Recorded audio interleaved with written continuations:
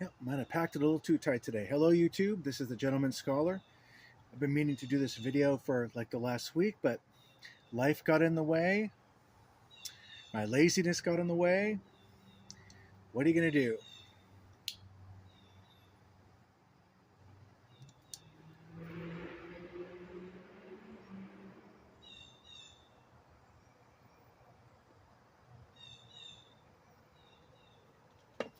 Housekeeping. We have our, what's what I'm looking for? Aged Burley, I believe it is. I think this came from A Man Relaxes, if I'm not mistaken. This is not starting out very well, is it? No, it's okay. That's all right. I'm just going to go with it.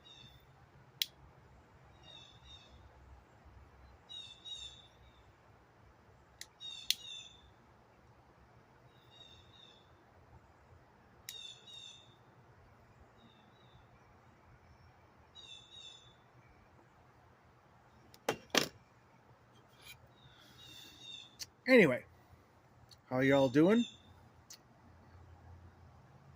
Last time I flew was a week ago, and I meant to do this video immediately afterwards, but like I said, life got in the way and laziness got in the way.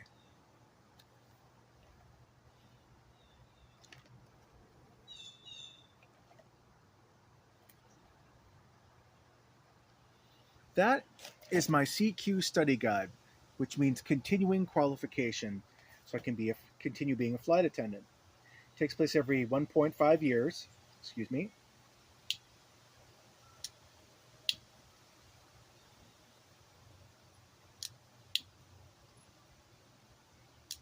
Yep, this is just not going to cooperate today, is it? Par for the course. Today has just been not cooperating in general. Anyway, last week on my flight, I was going to Florida, Fort Lauderdale. And Florida is always extra. Florida crowds. Don't know exactly why, but they just are. I mean, Florida's just an extra state. I don't know, and it really depends on the station you're going to. Um, Fort Myers is different from Fort Lauderdale, is different from Tampa, that kind of thing. Jacksonville I can just about handle because it's North Florida, so I don't know what the difference is. And West Palm Beach is its whole thing entirely. But yeah, I tend to avoid Florida trips because they're just extra. And slightly extra. So anyway, I tried to get out of that trip, but I put on the open board, dump it.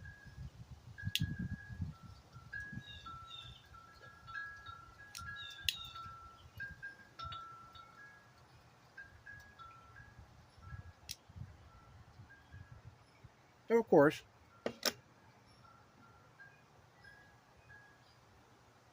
yeah, I screwed the pooch on this one.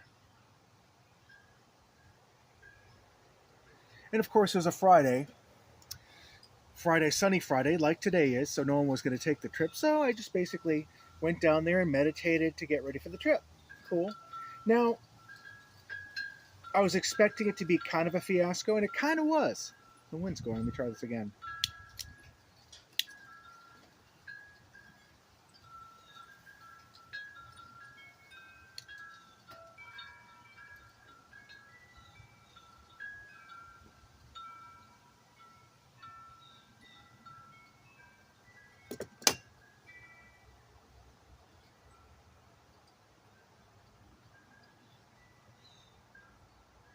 Yeah, packed it too tight.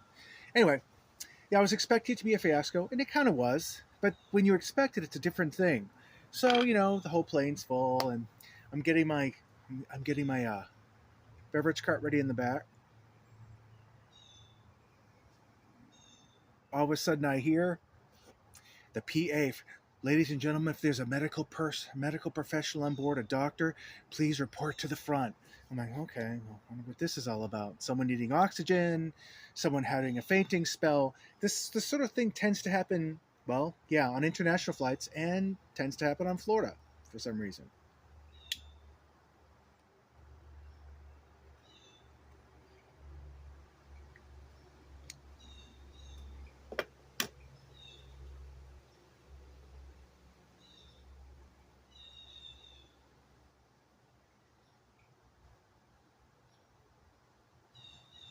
So of course I'm like, oh, okay, what's going on? What's going on? And all of a sudden, it kicked in automatically. Just kicked in.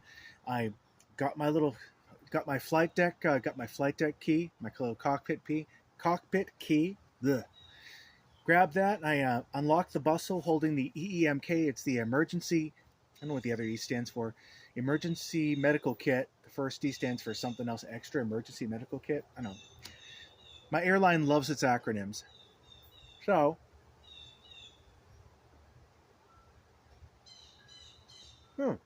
peppery.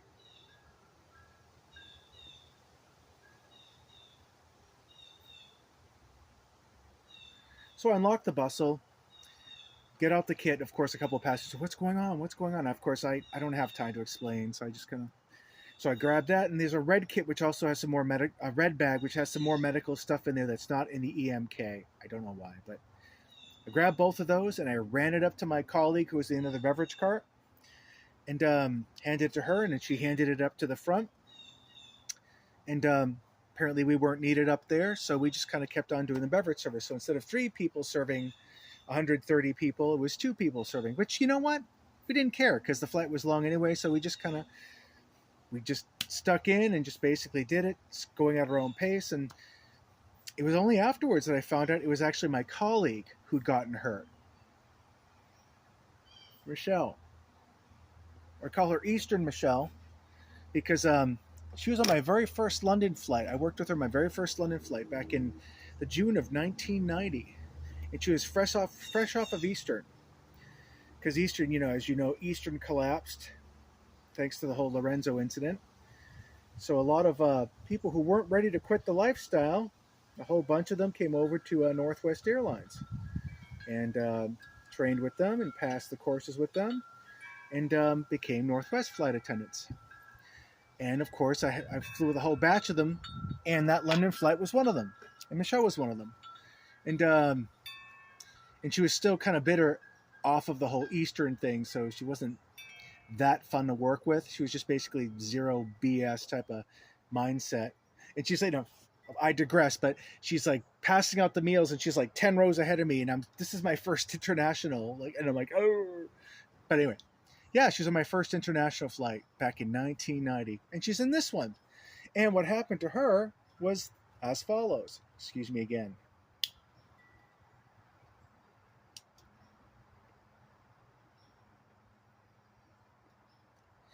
She was kneeling down. She had a meal to do up front.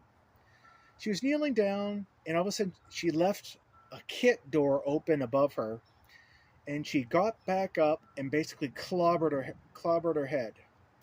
And basically, she's probably going to need stitches, but she hit her head right around here, bash, and all of a sudden, so basically she was out for the count.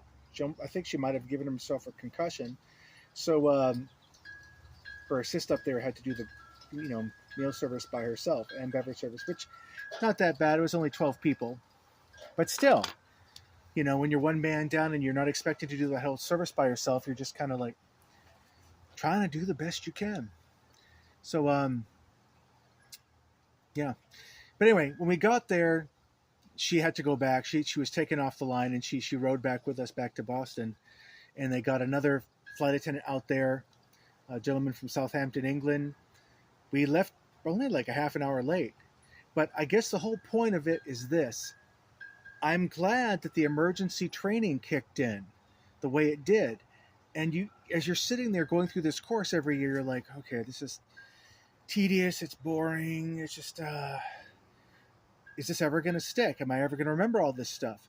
And guess what? You do.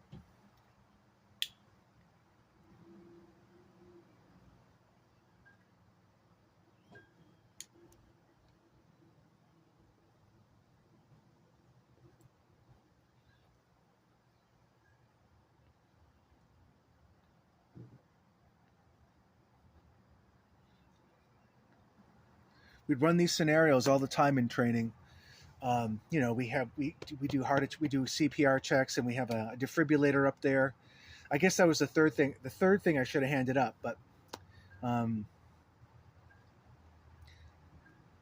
you always start with the EMK first and the red bag first. And if they need anything else, then you go get the defibrillator, and it's foolproof. But we go through drills every single year on how to run the thing, and that's the first thing you get, that EMK. And I'm just glad it kicked in, because we have these emergency management validation scenarios where they'll pick a situation, they'll pick their crew, and then all of a sudden something will happen, and they gauge your reactions to it. Can be stressful, but you can see why they do it.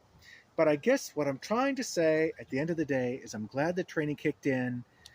I'm not just completely twiddling my thumbs at this job. I am there for a reason, and that is the reason in case something goes wrong. And I'm glad the muscle memory kicked in. Anyway, that's pretty much all I wanted to say. How are you folks doing in the YTPC? Better than me trying to smoke this pipe, I'm sure.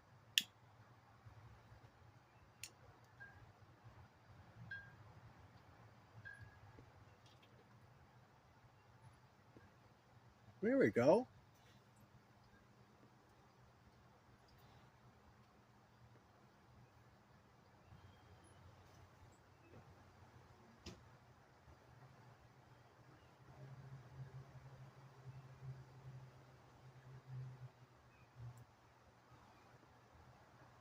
Guess all one needs is a little patience. Okay, folks, it's going on 12 minutes, so I will leave you to it. Hope all is well. We'll catch you later.